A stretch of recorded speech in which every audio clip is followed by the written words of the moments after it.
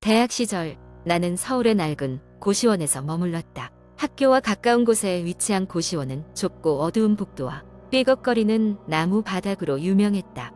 그 고시원에는 늘 으스스한 느낌이 맴돌았다. 많은 방들이 비어 있었고 사람들은 자주 방을 옮기거나 갑자기 사라지곤 했다. 하루는 늦은 밤까지 과제를 하다가 지쳐 침대에 누웠다. 한참 잠에 빠져들 무렵 밖에서 이상한 소리가 들려왔다. 떡 누군가 복도를 천천히 걸으며 각 방의 문을 두드리는 듯한 소리였다. 그 소리는 내 방 앞에서 멈췄고 문을 두드렸다. 떡 순간 소름이 돋아 침대를 꽉 붙잡았다. 누구일까? 왜 이런 늦은 시간에? 나는 조용히 일어나 문으로 다가가 문구멍으로 밖을 살폈다. 그러나 복도는 텅 비어 있었다. 잘못 들었나? 라는 생각에 돌아서려는 순간 다시 문을 두드리는 소리가 들렸다. 똑 이번에는 조금 더 크게, 조금 더 조급하게 들렸다. 겁이 난 나는 다시 문구멍을 보았지만 여전히 아무도 보이지 않았다. 순간 뭔가 찜찜한 느낌이 들어 문에서 몇 걸음 물러났다. 그리고 내 방의 창문으로 다가가 바깥을 내다봤다. 창문 너머로 보이는 어두운 골목은 한산했다. 문득 골목 끝에서 작은 그림자 가꿈틀거리는 것이 보였다. 뭔가 이상하다는 직감이 들었다. 그날 밤 나는 결국 다시 잠들지 못했다.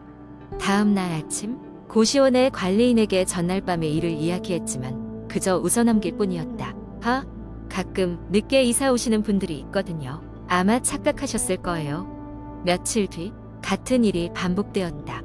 이번에는 떡 소리에 이어 문 손잡이가 천천히 돌아가는 소리가 들렸다. 나는 목소리를 죽이고 침대 가장자리에서 바닥을 내려다봤다. 누군가 문을 열려고 애쓰는 것이 분명했다. 손이 떨렸다. 나는 침대 밑으로 몸을 숨겼다. 그러다 문이 천천히 열리는 소리가 났고 발소리가 방 안으로 들어왔다. 흐릿한 형체가 방 한가운데 멈춰섰고 나는 숨을 죽였다. 그 형체는 아무 말 없이 방을 천천히 돌아다녔다. 그때 휴대폰의 불빛이 바닥에 떨어져 있는 나를 비췄고 형체가 내 쪽으로 천천히 다가오기 시작했다. 나는 눈을 꼭 감았다. 몇 분 후 발소리가 방 밖으로 멀어졌고 나는 다시 눈을 떴다. 조심스럽게 방 밖을 확인했을 때 그 형체는 사라졌다. 담담하게 전화기를 들어 관리인에게 전화를 걸었지만 전화를 받는 사람은 없었다. 며칠 뒤 관리인이 사라졌다는 소문이 돌았다. 경찰도 사건을 조사했지만 특별한 단서를 발견하지 못했다고 한다. 그때부터 고시원 사람들은 밤마다 이상한 소리와 발소리를 듣기 시작했다. 이후 나는 그 고시원을 떠났고 이제는 친구들 사이에서 가끔 그 이야기를 꺼낸다. 하지만 그 일이 실제로 일어난 것인지 아니면 그저 나의 상상 속 이야기인지 여전히 알 수 없다. 그러나 밤의 손님은 아직도 그 고시원을 돌아다닌다는 소문이 계속해서 돌고 있다. 그 이후로 나는 밤이 되면 창문과 문이 잘 잠겨 있는지 2번씩 확인하는 습관이 생겼다. 누가 알겠는가? 그 밤의 손님이 다시 나를 찾아오지 않을 것이라고 누가 장담할 수 있을까? 2번째 이야기. 어느 작은 시골 마을에 장자산이라는 큰 산이 있었습니다.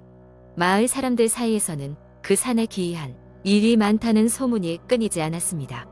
특히 해가 저물면 절대 산에 들어가지 말라는 금기가 있었습니다. 그곳에서 실종된 사람들이 예전부터 많았기 때문입니다. 하지만 사람들은 시간이 지나며 점점 전설에 대한 경각심을 잃었고 장자산은 그저 아름다운 산으로만 여겨지게 되었습니다. 어느 여름날 도시에 사는 한 대학생이 친구들과 함께 이 마을을 찾았습니다. 그들의 목적은 캠핑과 트레킹이었죠. 마을 주민들은 저녁이 되기 전에 산을 내려오라고 경고했지만 젊은 그들은 대수롭지 않게 여기고 산으로 향했습니다. 그들은 산 깊숙한 곳까지 들어가 텐트를 쳤고 밤이 되자 무서운 이야기나 술을 마시며 신나게 시간을 보냈습니다. 하지만 밤이 깊어가면서 그중 한 친구인 민수는 이상한 소리를 들었습니다. 처음에는 바람 소리려니 했지만 점점 사람의 낮은 목소리처럼 들리기 시작했습니다. 마치 누군가 멀리서 중얼거리는 듯한 그 소리는 점점 민수의 호기심과 공포를 자극했습니다. 다른 친구들은 술에 취해 잠들어 있었기에 민수는 혼자 밖으로 나가 보기로 결심했습니다. 달빛이 비치는 산길을 따라가던 민수는 갈림길에서 사람 형체처럼 보이는 무언가가 서 있는 것을 발견했습니다. 처음에는 그것이 그냥 나무인 줄 알았지만 점점 가까이 다가가자 그 실루엣은 그가 알고 있는 누군가와 너무나 닮아 있었습니다. 그것은 그의 어릴 적 친구 영호였습니다. 민수는 깜짝 놀라 말을 걸었습니다. 영호야, 너 여기서 뭐해? 그러자 영호가 머리를 들더니 민수에게 기이한 웃음을 지어 보였습니다. 그 모습이 너무나도 이상하고 소름 돋는 느낌이 들어 민수는 급히 뒤로 물러났습니다. 그 순간 영호의 모습은 서서히 사라졌고 민수는 혼란 속에 친구들이 있는 캠프로 돌아왔습니다. 다음 날 아침 민수는 영호의 이름을 인터넷에 검색해봤습니다.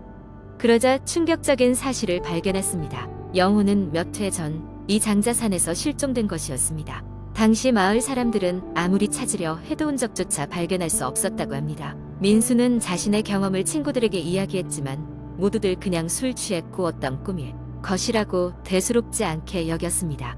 그러나 민수는 그 일이 잊히지 않았고 결국 마을 주민들에게 이야기를 전했습니다.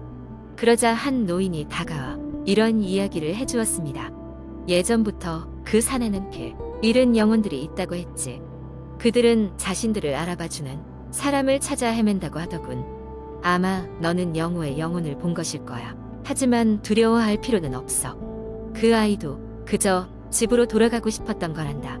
민수는 그날의 경험을 결코 잊지 못했습니다. 그 후로도 가끔씩 꿈에 나타난 영호는 살며시 미소 지으며 그에게 손을 흔들었습니다. 민수는 비록 무서웠지만 다음에 또 산에 가게 된다면 영호의 혼을 달래주고 싶다는 생각을 하곤 했습니다. 이후로 장자산에는 다시는 밤에 올라가는 이들이 없었습니다. 그리고 민수도 마찬가지로 그 일 이후 신비로운 경험을 다시 하지 못했지만 그날의 기억은 평생 잊히지 않을 것이라고 믿었습니다. 그는 종종 친구들과 함께 장자산 아래서 작은 불빛을 밝혀 영호를 추억하곤 했습니다. 세 번째 이야기. 인터넷에서 흔히 볼 수 있는 공포 이야기는 대개 일상적인 상황에서 시작되며 점차 기이하고 섬뜩한 사건들이 벌어지는 형태로 전개됩니다. 이러한 이야기는 누군가의 경험담이나 주변에서 들은 이야기로 시작되는 경우가 많습니다. 지금부터 한국 인터넷에서 자주 볼 수 있는 공포썰을 장황하게 서술해 보겠습니다. 그날은 평범한 날이었다. 나는 하루 종일 회사에서 일을 하고 늦게까지 야근을 한 후 지친 몸을 이끌고 집으로 돌아가고 있었다. 시계는 이미 자정을 넘겨 있었고 지하철도 막차 시간이 지나버린 터라 버스도 타지 못해 어쩔 수 없이 택시를 잡아야 했다. 조금씩 내리는 비가 도로를 반사경처럼 반짝이게 만들고 있었다. 택시를 잡기 위해 길가에서 손을 흔들고 있는데 운 좋게도 곧바로 한 대가 멈춰섰다. 택시에 탔을 때 운전자는 중년의 남성이었고 친근한 미소로 나를 맞이했다. 어떻게 오늘같이 비가 오는 날에 택시가 이렇게 빨리 잡혔는지 모르겠다는 생각을 하면서 나는 기사에게 주소를 말했다.